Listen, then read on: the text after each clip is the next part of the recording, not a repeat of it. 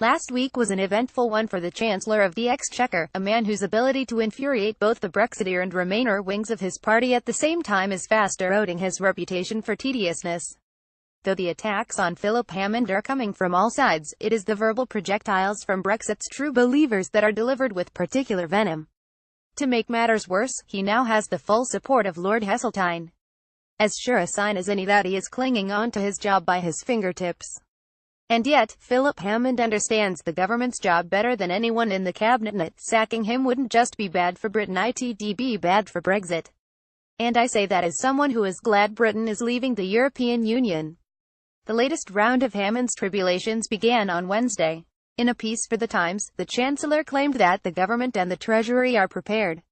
"We are planning for every outcome and we will find any necessary funding and we will only spend it when it's responsible to do so."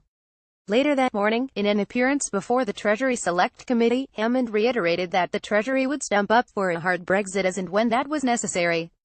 Intellectually, this is a perfectly reasonable tightrope to walk. Why waste money on something you don't think is going to happen? But in today's highly flammable politics, his argument, and the inclusion of an admission that it is theoretically conceivable that in a no-deal scenario there will be no air traffic moving between the UK and the European Union on the 29th of March 2019 was explosive. "Time for Hammond to go," came the cry from the Brexiteers.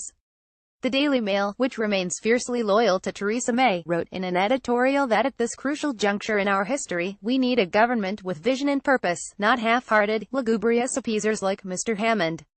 Then, on Thursday, came an infuriating, unforced error when Hammond described the EU27 as the enemy, an unhelpful mistake for which he apologized immediately.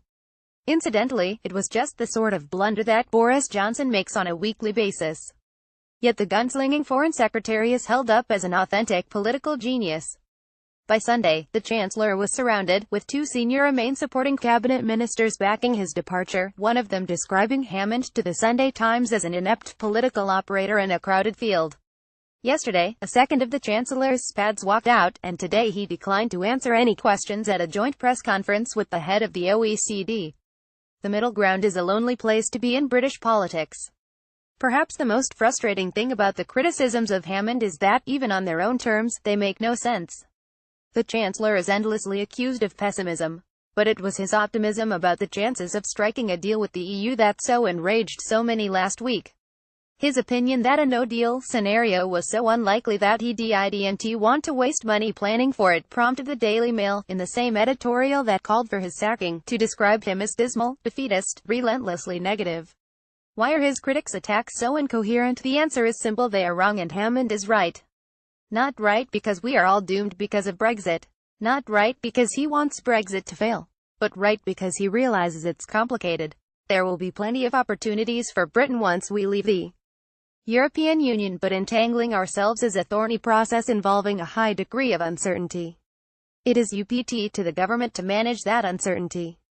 As Hammond has pointed out, with every day that passes without a transitional deal being agreed, the value of that deal decreases.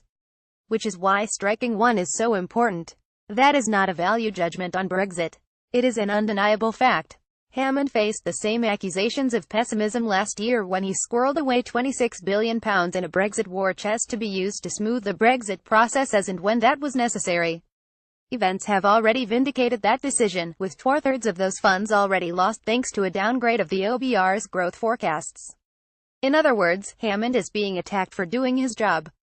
He is not the first Chancellor to face accusations from his own side that his tight-fistedness is all that stands between the country and the sunlit uplands. And he will not be the last. In that sense, Hammond's unpopularity is unsurprising.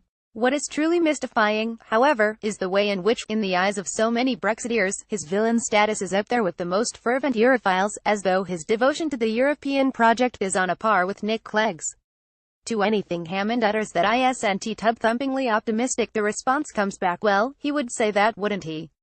Not so long ago, however, Hammond was one of them. Cameron's appointment of him as Foreign Secretary in 2014 was thought to be highly irresponsible. How were our European allies supposed to work with him, given his swivel-eyed views on Europe? But, as Chancellor, what Hammond understands, and so many Brexiteers miss, is that Brexit is not happening in a vacuum. The more uncompromising leavers like to claim that their opponents are questioning the will of the people or continuing Project Fear. But in their black and white treatment of Philip Hammond, who sees the shades of grey that Brexit entails, they are the ones refighting yesterday's battles. What too many of them forget is that this government has two equally important jobs: to deliver Brexit and keep Jeremy Corbyn out of office. The two cannot be seen in isolation, and getting either wrong would be disastrous, though the latter more so than the former. Hammond knows that the way to navigate these choppy waters is to provide certainty and stability throughout the Brexit process and deliver a bold domestic agenda. For the Conservatives to lose their monopoly on competence, while the Labour Party has a monopoly on compassion, would deliver Downing Street to Corbyn. But so would inaction on the domestic issues, housing and productivity foremost among them, upon which Corbyn is capitalising. That's precisely why, as the Sunday Times reported, Hammond hopes to deliver a bold slate of policies in next month's budget. Theresa May is good at diagnosing Britain's problems, but her solutions always fall hopelessly short. Hammond, by contrast, is showing a willingness to slay some sacred cows, for example, by building on the Green Belt to tackle the housing crisis. Such bravery should be rewarded, not punished. Hammond certainly has a unique, and for a politician, rather unhelpful, talent for being correct about so much while being disliked by so many for such different reasons. But a Prime Minister in control would protect him, not hang him out to dry. Oliver Wiseman is deputy editor of CapX.